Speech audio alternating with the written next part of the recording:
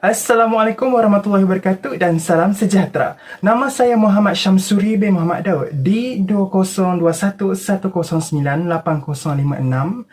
Saya pada hari ini akan membahaskan isu semasa yang berkaitan bahaya tekanan perasaan di dalam kalangan pelajar. Isu yang akan dibincangkan ini akan terbahagi kepada 3 topik. Yang pertama adalah berkaitan dengan punca-punca berlakunya tekanan perasaan dalam kalangan pelajar. Seterusnya, bahaya tekanan perasaan di dalam kalangan pelajar.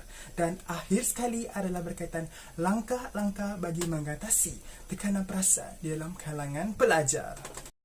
Tekanan perasaan atau kemurungan merupakan penyakit yang berkaitan mental yang melibatkan perasaan dan emosi yang menyebabkan seseorang individu itu berasa sedih yang berpanjangan, keletihan, ketiadaan tenaga, sensitif, cepat marah dan hilang minat untuk melakukan aktiviti seharian atau untuk hidup hingga mendorong mereka untuk membunuh diri.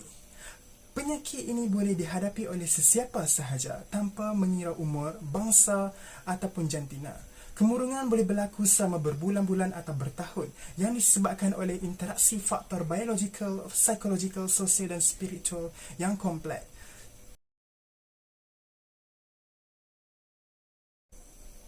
Antara punca kemurungan adalah disebabkan oleh peristiwa yang berlaku ke atas individu hingga menyebabkan kemurungan terhadap diri mereka. Peristiwa yang berlaku telah memberi kesan yang amat mendalam kepada seseorang hingga menyebabkan trauma terhadap diri seseorang itu.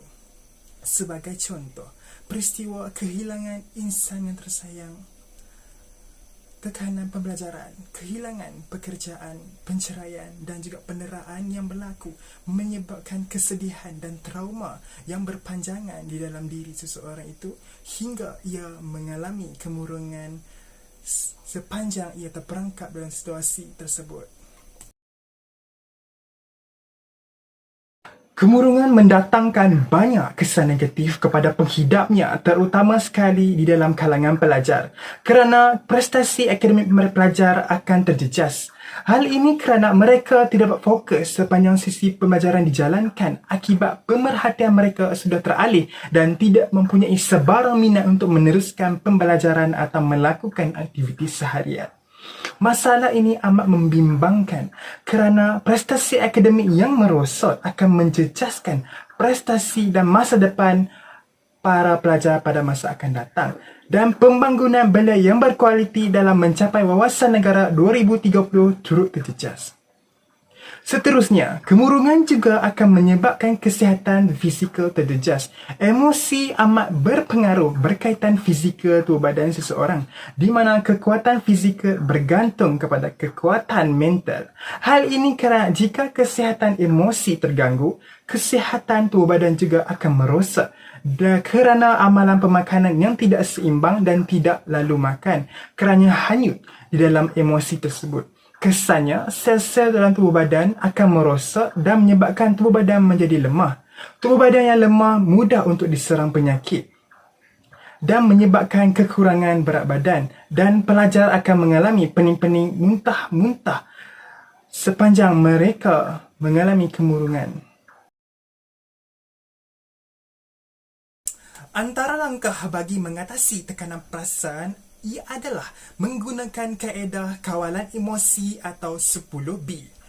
10B tersebut terdiri daripada bertenang, bernafas secara dalam, berkata reflect kepada diri sendiri, beribadat, bercakap dengan seseorang, berurut, berehat, beriadah, bersenam dan berfikiran positif. Kaedah ini sekiranya diamalkan dapat memberi kesan yang positif kepada jantung-jantung dan emosi seseorang dan meredakan tahap kemurungan mereka. Seterusnya, langkah lain yang boleh diambil adalah meluahkan perasaan kepada seseorang seperti insan terdekat, sebagai contoh ahli keluarga, rakan-rakan, guru-guru maupun kaunseling.